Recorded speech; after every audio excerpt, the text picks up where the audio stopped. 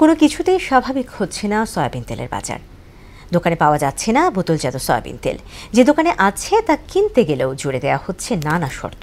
এর সুযোগে চড়া দামে বিক্রি হচ্ছে খোলা সয়াবিন তেলও। এই অবস্থায় ভোজ্য তেলের সংকট সমাধানে সরিষা, সূর্যমুখী সহ অভ্যন্তরীণ উৎপাদন বাড়ানোর তাগিদ দিয়েছেন কৃষিবিদরা। আরও জানাচ্ছেন উষা ফেরদৌস।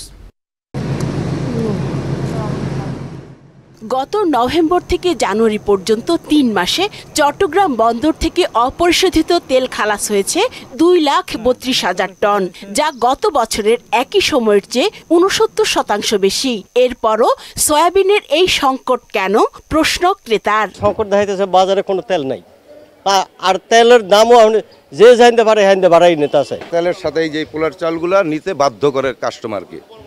হ্যাঁ, তো এখন তো ধরেন মনে করেন দেখা গেছে সবাই তো আর একটা পোলার চাল কেনার সামর্থ্য নাই, তা সে তেল কিনতে পারতেছে না। কাস্টমসের তথ্য অনুযায়ী ২০২৪ সালের ডিসেম্বর থেকে ২০২৫ সালের জানুয়ারি পর্যন্ত ভোজ্য তেলের আমদানি প্রায় ৩৫% বেড়েছে। ঋণপত্র বেড়েছে একই হারে। শুধু তাই নয়, বিশ্ব বাজারেও পণ্যটির মূল্য স্থিতিশীল।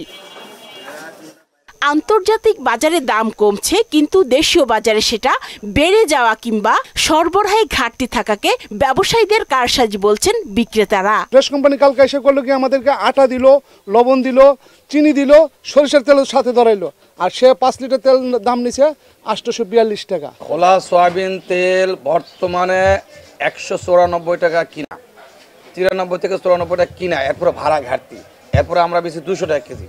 দেশের সরিষা, তিল ও সূর্যমুখী থেকে প্রাপ্ত ভোজ্য তেল উৎপাদনের পরিমাণ মাত্র ৩ লাখ টন।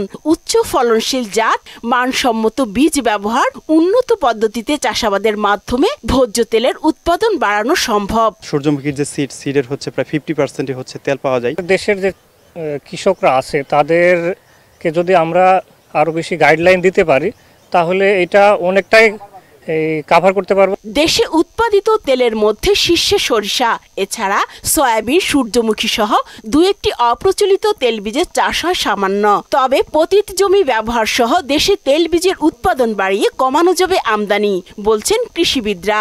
সরিষা, সয়াবিন, সূর্যমুখী, তিসি যাই বলেন, সবগুলোর ভালো ভালো ভ্যারাইটি, আরো হাই ইল্ডিং ভ্যারাইটি ডেভেলপ করতে হবে। স্বাস্থ্যের জন্য তো সরিষার থেকে সয়াবিন বেশি ক্ষতিকর, সুতরাং মানুষকে বুঝাইতে হবে। দেশে ভোজ্য তেলের বার্ষিক চাহিদা ২৩ থেকে ২৪ লাখ টন।